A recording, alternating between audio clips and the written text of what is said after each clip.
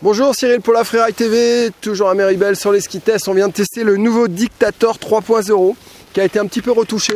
Donc un ski, je vous montre, hop, on va le mettre sur la chaussure, qui prend toujours un rocker qui démarre assez tôt, très progressif, et après plus prononcé sur l'avant. Sur l'arrière, c'est un petit rocker arrière, d'accord. Toujours voilà, un talon plutôt plat dans la dynamique, un talon qui a été revu, repincé. Les lignes de cote ont changé. Là, il est en 106, hein, je crois qu'il était en 105 l'année dernière.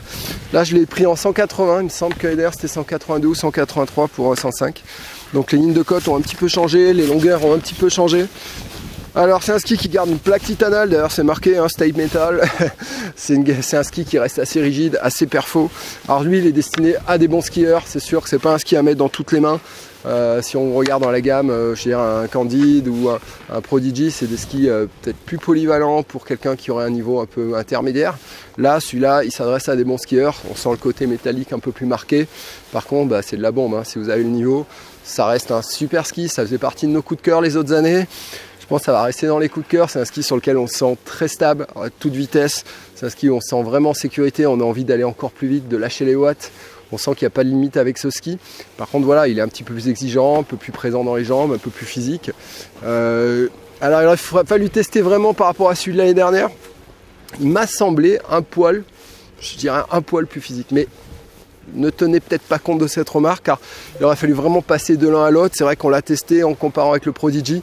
Le Prodigy est un petit peu plus confort, un petit peu plus souple. Quand on retrouve celui-là, on retrouve le tempérament. Par contre, bah, qu'est-ce que c'est bon, quoi. On peut vraiment envoyer, on peut vraiment aller vite. On est en total sécu comme je vous l'ai dit. En poudre ça passe très bien, ça reste sympa, ça passe bien, ça casse le terrain. C'est pas trop rigide sur l'avant, du coup on se fait pas trop malmener, hein. On a la raideur qui arrive vraiment sur cette partie là. Donc du coup ça absorbe encore pas mal. Et non, ça reste voilà, un super ski.